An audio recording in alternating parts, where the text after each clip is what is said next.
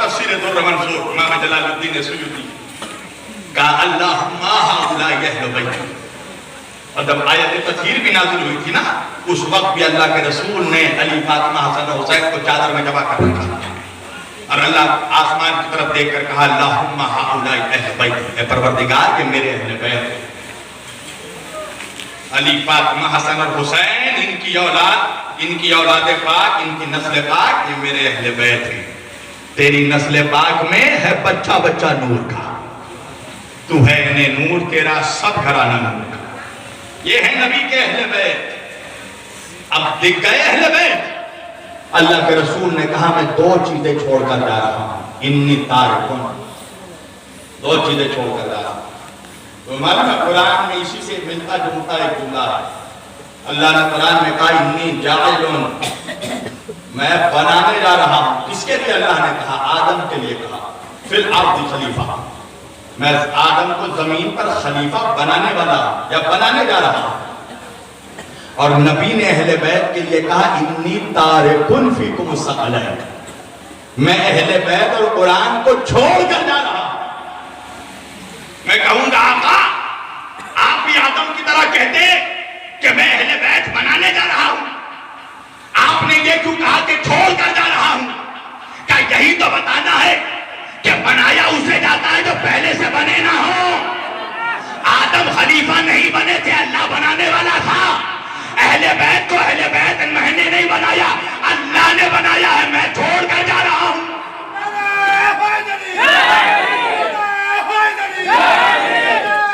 چھوڑ کر جا رہا ہوں۔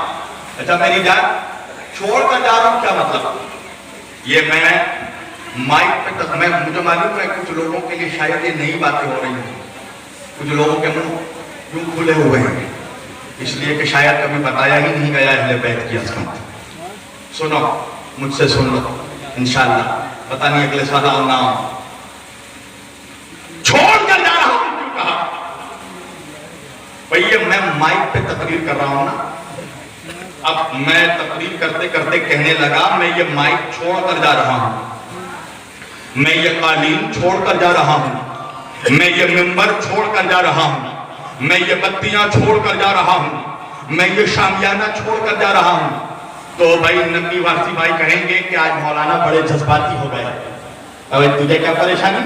کیا بڑے بڑے دعوے کر رہے ہیں مولانا، مائک چھوڑ کر جا رہا ہوں، قالین چھوڑ کر جا رہا ہوں، شامیانہ چھوڑ کر جا رہا ہوں، منبر چھوڑ کر جا رہا ہوں، تجھے کیا پریشانی؟ کیا مولانا سے پوچھو جو یہ دعوے کر رہے ہیں چھوڑ کر جا رہا ہوں، تو کیا یہ ساری چیزیں یہ اپنے گھر سے لے کر آئے تھے؟ کیا یہ ساری چیزیں یہ اپنے گھر سے چھوڑ کر آئے تھے؟ اچھا اگر میں کہوں میں یہ چشمہ چھوڑ کر جا رہا ہوں، میں یہ ارمانی کی گھڑی چھوڑ کر جا رہا ہوں، میں یہ امامہ چھوڑ کر جا رہا ہوں، کسی کو پریشانی نہیں ہوگی، اس لیے کہ یہ ساری چیزیں میں اپنے گھر سے لے کر آیا ہوں۔ تو بات کیا سمجھ میں آئی؟ چھوڑ کر وہ چیز جائی جاتی ہے جو لے کر آیا گیا ہو۔ اب میں کیا کروں مسلمانوں؟ اللہ کے رسول اللہ کے پاس سے دو ہی چیز لے کر آئے تھے، قرآن کو سینے میں لے کر آئے تھے، اہل بیت کو اپنے خون میں لے کر آئے تھے۔ قرآن کو اپنے سینے میں لے کر آئے، اہل بیت کو لہو میں لے کر آئے۔ یہی وجہ ہے کہ قیامت تک کسی اور کی اولاد پر درود نہیں بھیجا جائے گا نمازوں میں، قیامت تک صرف مصطفیٰ کی، علی کی اولادوں پر درود بھیجا جائے گا۔ اللہم صلی علی محمد وعلی آل محمد کما صلیت علی ابراہیم وعلی آل ابراہیم انکا حمید مجید۔ بتاؤ کیا ہے درود میں؟ اللہم صلی علی محمد۔ آج کل آپ دیکھ رہے ہیں نا کچھ ایسے منحوس ہمارے پیچھے آ گئے ہیں کہ جب رسول اللہ کا نام آتا ہے تو فقط کہتے ہیں صلی اللہ علیہ وسلم۔ ان سے کہ منحوس فقط صلی اللہ علیہ وسلم نہیں وآلہ وسلم پڑھ۔ تو نماز سے نکال سکتا ہے آل کو؟ نماز میں کیا ہے؟ اللہم صلی علی محمد ختم ہو گیا درود؟ نہیں، وعلی آل محمد۔ فقط مصطفیٰ پہ درود نہیں ہے، نبی کی اولادوں پر بھی درود ہے۔ بات کیا سمجھ میں آئی؟ کہ فقط 12 ربیع الاول کو میلاد منانے سے کام نہیں چلے گا، محرم میں ذکر حسین بھی کرنا پڑے گا۔ اللہ نے نبی پر بھی درود بھیجا ہے، نبی کی اولادوں پر بھی درود بھیجا ہے. آج کو چھوڑ کر کہاں جائے گا؟ سیدوں کو چھوڑ کر کہاں جائے گا؟ سادات کو چھوڑ کر کہاں جائے گا؟ قیامت تک نسل مصطفیٰ میں جو بچہ پیدا ہوگا اس پہ درود پڑھنا پڑے گا. آج کل ذرا ہمارے ذہنوں کو گھمایا جاتا ہے خالی سید ہونے سے نہیں چلے گا, نماز بھی پڑھنا پڑے گا, روزہ بھی. ٹھیک ہے, کون انکار کر رہا ہے؟ مگر یہ بتاؤ کہ جب تم نماز میں درود پڑھتے ہو سیدوں پر, جب وہ آل محمد کہتے ہو, تو کیا یہ کہہ کر کہ بے نمازی سیدوں کو چھوڑ کر, جن سیدوں نے روزہ نہیں رکھا ان کو چھوڑ کر, نماز میں تو چاہے بے نمازی ہو یا نمازی ہو, اگر نسل مصطفیٰ کا بچہ ہے تو درود بھیجنا پڑے گا. اس لیے کہ اولاد مصطفیٰ کی عزت, سادات کی عزت نمازوں کی وجہ سے نہیں ہے, نسبت مصطفیٰ کی وجہ سے.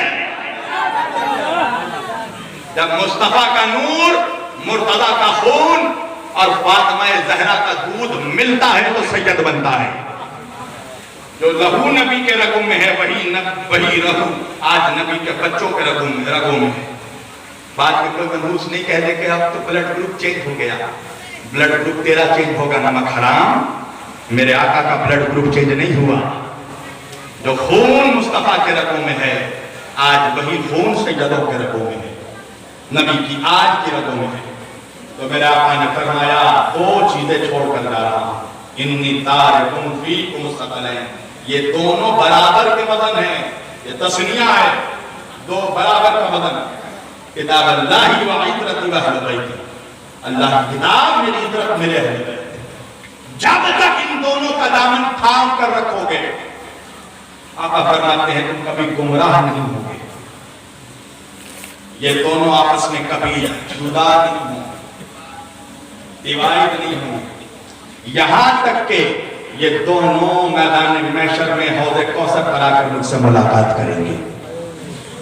قرآن اور میری اہل بیت. اچھا چلو بچوں کے لیے سمجھاتا ہوں کیا ضرورت تھی آقا کہ قرآن کے ساتھ اہل بیت کو چھوڑا. ایک چھوٹی سی مثال دے رہا ہوں. ایک چھوٹا سا بچہ ابھی اسکول میں پڑھنے گیا ہے, انگلش میڈیم اسکول میں, اور میں کہتا ہوں ہر مسلمان سے اپنے بچوں کو اکیڈمک اور اسلامک دونوں ایجوکیشن دو. اس لیے کہ اگر تم نے اکیڈمک ایجوکیشن, اسلامک ایجوکیشن نہیں دی اپنے بچوں کو, صرف اسکول میں پڑھایا, یونیورسٹی میں پڑھایا, تو تمہارا بچہ بڑا ڈاکٹر انجینئر تو بن جائے گا, مگر جب مر رہا ہوگا تو قبروں پہ فاتحہ پڑھنے والا کوئی نہیں ہوگا. اور اپنے بچوں کو فقط اسلامک ایجوکیشن بھی مت دلاؤ, اکیڈمک بھی دو. اس لیے کہ صرف اگر مولوی بنا دیا تو وہ زندگی بھر صرف جلسوں کا انتظار کرے گا. جلسہ آئے گا تو نذرانہ ملے گا, یا پھر کسی مسجد میں امامہ ڈھونڈے گا, اس کے علاوہ کیا کرے گا. اس لیے دونوں علم ضروری ہے. اللہ کے رسول نے کہا طلب العلم فریضۃ علی کل مسلم والمسلمات, علم حاصل کرنا ہر مسلمان مرد اور عورت پر فرض ہے. یہ ہم نے جدا کیا ہے یہ اکیڈمک یہ اسلامک. حقیقت یہ ہے کہ ہر وہ علم جس سے انسانیت کو فائدہ ہو وہ علوم اسلامیہ میں شامل ہے. یہ جملہ یاد رکھیں. تم سمجھو گے کہ سائنس, جغرافیہ, ہسٹری یہ اسلام سے ہٹ کر ہے, بالکل نہیں. ہر وہ علم جس سے انسانیت کو فائدہ ہو وہ علوم اسلامی میں شامل ہے. توجہ, اس لیے اپنے بچوں کو دونوں علم دو. تو پھر میرے ہاتھ میں گفتگو کہیں اور نہ نکلے. کیا ضرورت تھی اللہ کے رسول نے قرآن کے ساتھ اہل بیت کو پیرالل کیوں چھوڑا؟ چھوٹی سی مثال, ایک چھوٹا سا بچہ پہلے دن گیا انگلش میڈیم اسکول میں پڑھنے.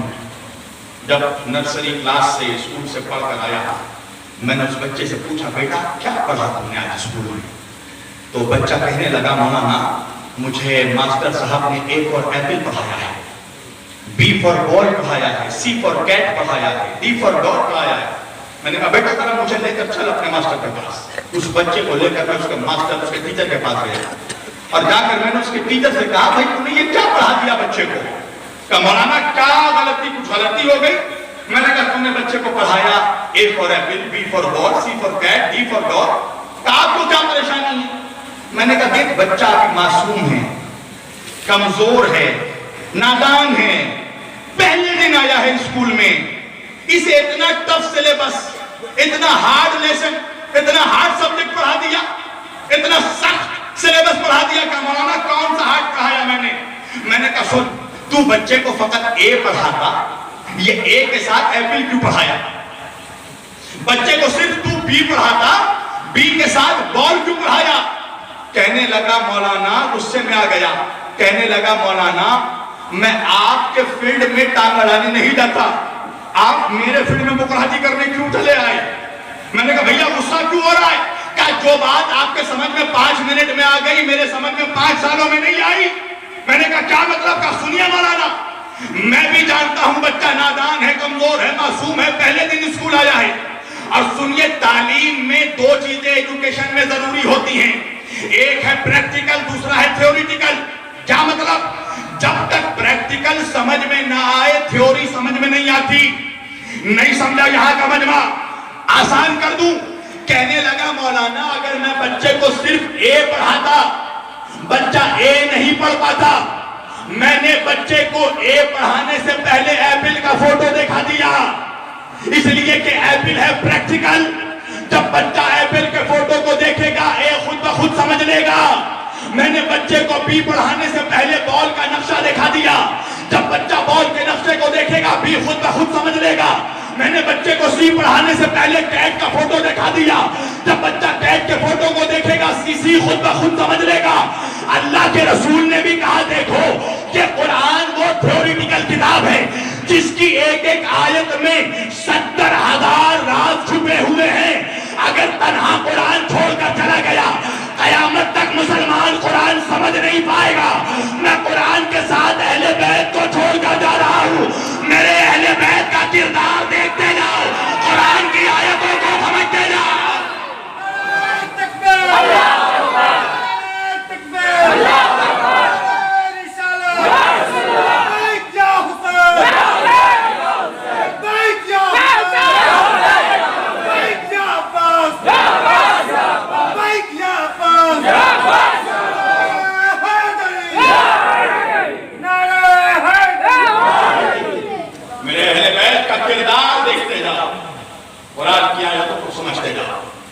جو کہے نا قرآن کافی ہے اسے کہنا محمود قرآن سے 2 رکعت فجر مطلب دکھا دے، سر پٹک کر مر جائے گا، پڑھ نہیں سکتا۔ کیوں؟ اس لیے کہ قرآن میں حکم نماز تو ہے، اقیموا الصلاۃ، نماز قائم کرو پڑھو، مگر قرآن میں طریقہ نماز نہیں ہے۔ قرآن نے یہ نہیں بتایا فجر میں 2 پڑھو، ظہر میں 4 پڑھو، عصر میں 4 پڑھو، مغرب میں 3، عشاء میں 4، یہ قرآن نے نہیں بتایا۔ یہ کون بتائے گا؟ یہ اہل بیت بتائیں گے۔ کتاب اللہ و عزتی و اہل بیتی۔ ایک مثال تھی بچوں کے لیے، جوانوں کے لیے کہ دے دوں ایک مثال۔ بھائی میں ابھی یہاں آیا نا، کیا نام اس جگہ کا؟ پسولی۔ یہ کٹرا پسولی مجھے آنا تھا، چھپرا میں بہرحال میں پٹنہ ایئرپورٹ تک آ گیا۔ اب ایئرپورٹ کے بعد مجھے معلوم نہیں کہ یہ پسولی کیسے جانا ہے، کیسے یہ حافظ شہاب الدین صاحب بلا مجھے ایئرپورٹ پر مل گئے۔ میں نے ان سے پوچھا کہ حضرت مجھے چھپرا جانا ہے، کٹرا جانا ہے، پسولی جانا ہے مجھے جلسے میں، مجھے آپ بتائیں کہ راستہ کیسے جائیں گے، آپ کیسے جاؤں؟ مولانا کیسے جائیے گا؟ گاڑی میں جائیے گا؟ میں نے کہا بالکل، اتنا بیوقوف تو نہیں کہ اتنا کلومیٹر پیدل چل کے جاؤں، گاڑی نہیں جاؤں گا۔ کہا ٹھیک ہے مولانا، میں آپ کو راستہ بتا رہا ہوں، ڈائریکشن بتا رہا ہوں، آپ پہنچ جائیے۔ میں نے کہا بتائیے۔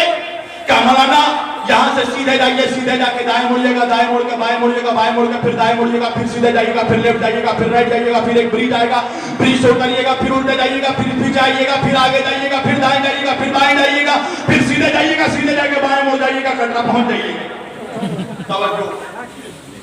اب جیسا جیسا انہوں نے مجھے بتایا میں ویسا ویسا گاڑی لے کر آتا گیا، سیدھے گیا، دائیں گیا، بائیں گیا، بائیں گیا، دائیں گیا، آگے گیا، پیچھے گیا، برج میں چڑھا، برج سے اترا، الٹے گیا، آگے گیا، پیچھے گیا، سیدھے گیا، آگے گیا۔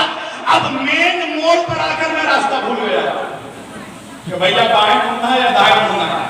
کٹرا کی جگہ کسی اور کٹرا پر چلا گیا۔ بھول سکتا ہوں نا، مولوی ہوں، جبریل تو نہیں ہوں، بھول گیا راستہ، بھٹک گیا راستے سے، نہیں آ سکا یہاں پر۔ اب پھر سیکنڈ ٹائم دوسری مرتبہ پھر دعوت ملی، پھر مجھے اسی کٹرا پہ آنا تھا۔ اب جب میں ایئرپورٹ سے نکلا پٹنہ سے تو وہاں پر مجھے نکی وارسی صاحب مل گئے. میں نے کہا بھائی نکی میاں آپ جانتے ہیں کہ کٹرا کہاں ہے؟ کہا چلیے مولانا میں بھی اسی جلسے میں جا رہا ہوں. توجہ. اب انہوں نے میرا ہاتھ پکڑا اور لا کر مجھے کٹرا بھسولی کے اس جلسے میں اس درگاہ میں پہنچا دیا.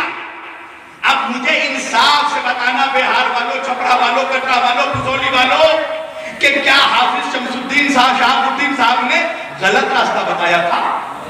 نہیں نا, انہوں نے بھی صحیح راستہ بتایا. دوسری مرتبہ میں نکی وارسی صاحب نے بھی صحیح راستہ بتایا. تو بھائی پہلے والے نے بھی صحیح راستہ بتایا, دوسرے والے نے بھی صحیح راستہ بتایا. تو جب دونوں نے صحیح راستہ بتایا تو پہلے والے میں راستہ بھٹک کیوں گیا اور دوسرے والے میں منزل تک کیسے پہنچ گیا؟ تو بہار کے لوگ مجھے کہیں گے مولانا دونوں کے راستہ بتانے میں فرق تھا. میں نے کہا کیا فرق تھا؟ کہ مولانا پہلے والے نے فقط ڈائریکشن بتایا تھا, پہلے والے نے راستہ بتایا تھا, دوسرے والے نے راستہ دکھایا ہے. توجہ توجہ.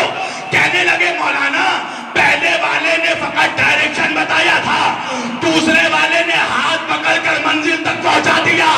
اب بات سمجھ میں آئی کہ نبی نے کیوں کہا قرآن اور اہل بیت چھوڑ کر جا رہا ہوں.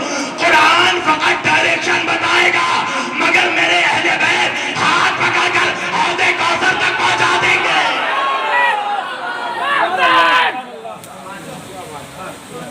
قرآن فقط ڈائریکشن بتائے گا. چندہ فکرے والی تقریر میں تو خوب نعرے لگاتے ہو تم لوگ. حسین کی عظمت پر گلے بیٹھے جا رہے ہیں کیا؟ یا اس سے پہلے کسی نے بتایا نہیں؟ یہ سناٹا کیوں ہے؟ حسینیوں کا چند کون کون حسینی ہے ذرا ہاتھ اٹھائے تو جو حسینی ہے یہاں ہاتھ نیچے کرو. یزیدی کون کون ہے وہ ہاتھ اٹھائے. کوئی نہیں ہے. اب سمجھ میں آیا حسین کا مقام. حسین سے ٹکرانے کا یہ انجام ہے کہ کوئی نہیں کہتا کہ میں یزیدی ہوں. کوئی یزید کی اولاد بھی اگر کہیں چھپی ہونا اس سے بھی پوچھو کہ کیا تم یزیدی ہے, وہ بھی کہے گا میں بھی حسینی ہوں. بھائی میں حافظ صاحب کے گھر گیا, مثال میں ایک مولوی صاحب کے گھر گیا, ان کا بچہ میری گود میں بیٹھ کے کھیلنے لگا. مثلا میں نکی بھائی کے گھر گیا, ان کا بیٹا حافظ صاحب کو مثال دینے لگا, ان کے گھر گیا, ان کا بچہ بیٹھ کر میرے چشمے کے ساتھ ٹوپی کے ساتھ کھیلنے لگا.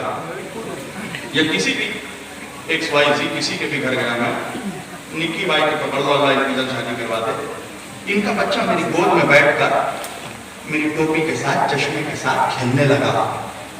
تو میں نے کہا نکی بھائی آپ کا بچہ تو بڑا شیطان ہے.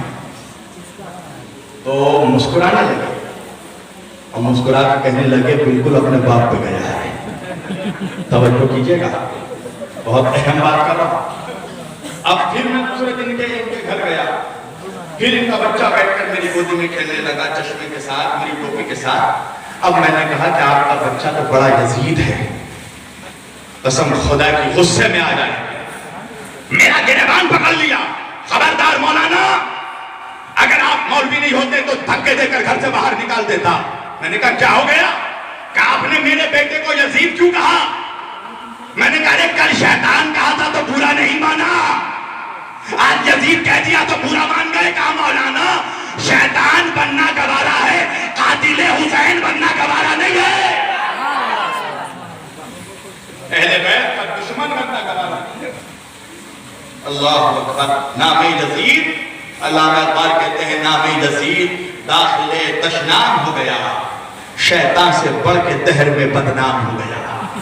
یزید نام گالی بن گیا کیونکہ اہل بیت سے ٹکرایا. لہذا یاد رکھنا پوری مسلمانوں کو, پوری دنیا کو میرا یہ میسج ہے, سب سے ٹکرانا مگر سیدوں سے مت ٹکرانا, ورنہ نام بھی گالی بن جائے گا. اہل بیت سے مت ٹکرانا. اللہ کے رسول قرآن اور اہل بیت کو چھوڑ کر گئے. بس میں گفتگو سمیٹ رہا ہوں, پڑھوں تھوڑی دیر کیا ختم کر لوں. ہاں میرا یہی ندا ہے, میں فکر اور فندے پہ نہیں پڑھتا. جس کا کھاتا ہوں اسی کا لاتا ہوں, چاہے اچھا لگے یا برا لگے. توجہ. قرآن اور اہل بیت کو چھوڑ کر گئے اللہ کے رسول. اس کی ایک بہت بڑی وجہ ہے اور اس چیز کو سمجھیے گا. اللہ کے رسول یہ بھی کہہ سکتے تھے کہ میں قرآن اور صحابہ کو چھوڑ کر جا رہا ہوں. صحابہ کی عظمتوں پر ہمارے جانا معلوم. اللہ کے رسول یہ بھی کہہ سکتے تھے کہ میں ازواج کو چھوڑ کر جا رہا ہوں, ان کے جوتوں کے دھول پر ہماری جان قربان. مگر ایک لمحے کے لیے سوچنا کہ اللہ کے رسول نے یہ کیوں کہا کہ میں قرآن اور اپنے اہل بیت کو چھوڑ کر جا رہا ہوں. وجہ ہے اللہ کے رسول کی نگاہیں قیامت تک دیکھ رہی تھی.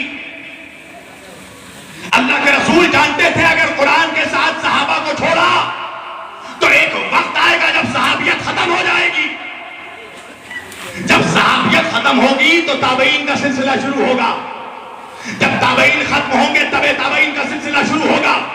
جب تابعین کا سلسلہ ختم ہوگا تب تابعین کا سلسلہ, پھر محدثین کا سلسلہ, علماء کا سلسلہ, سارے سلسلے ختم ہو جائیں گے مگر میری اہل بیت قیامت تک باقی رہے گی.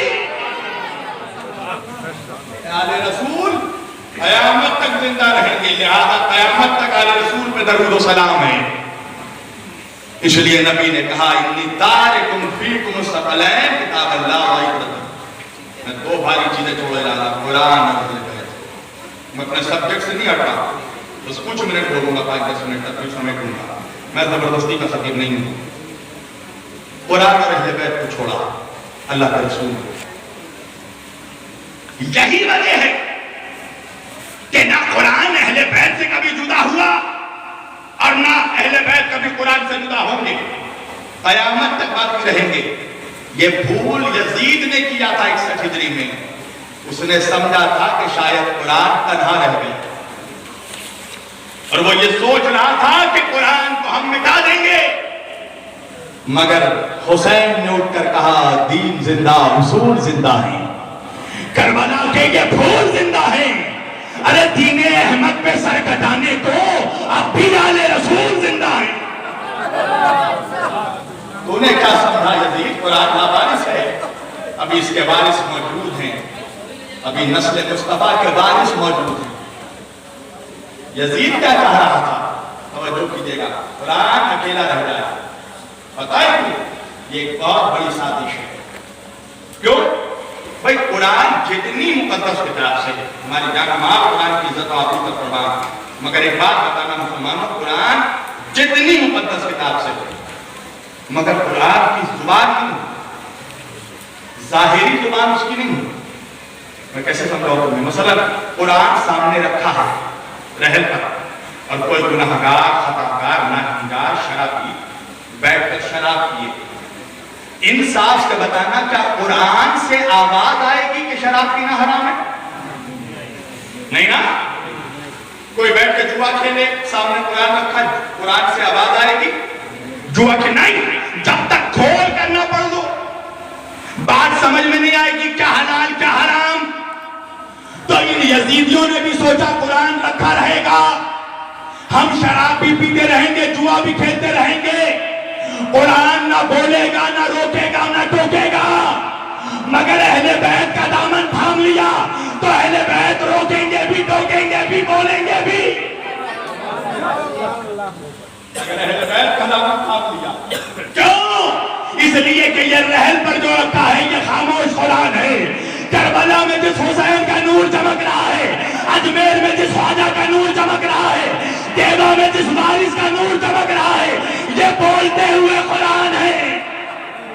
یہ بولتے ہوئے قرآن ہے. وہ قرآن میں یہ ثابت ہے کہ یہ قرآن ناطق ہے. یہ بولتے ہوئے قرآن ہے. نبی کے گھر کا ہر بچہ بولتا ہوا قرآن ہے. اس لیے نبی نے کہا قرآن کے ساتھ اپنے اہل بیت کو چھوڑ کر جا رہا ہوں. مگر آئے افسوس کہ افسوس منافقت کا زمانہ کبھی نہیں کرا. اللہ کے رسول کے حیات طیبہ کے 150 سال کے بعد یہ حدیث کتاب اللہ و عبادتہ سے عبرت ہٹا کر سنت لگا دیا گیا. ہم سنت کے خلاف نہیں ہیں, مگر جو نبی نے کہا وہی رہنے دو. کیا بتایا گیا؟ مسلمانوں کو یہ حقیقت نہیں بتائی جاتی کہ اللہ کے رسول نے کہا قرآن اور اہل بیت کو چھوڑ کر ڈالا. مسلمانوں کو کیا بتایا جاتا ہے؟ حضور نے کہا قرآن اور سنت چھوڑ کر ڈالا. اچھا سنت کیا ہے یہ بتاؤ. واٹ از سنت؟ کیا ہے سنت؟ سنت کہتے ہیں lifestyle, way of living. مثلا میری سنت کیا ہے؟ میں یہ اس طرح کا امامہ پہنتا ہوں، اس طرح کا چشمہ پہنتا ہوں، اس طرح کی گھڑی پہنتا ہوں، اس طرح کی انگوٹھی پہنتا ہوں. اٹ از مائی سنت. یہ میرا لائف سٹائل، یہ میرا وے آف لیونگ ہے.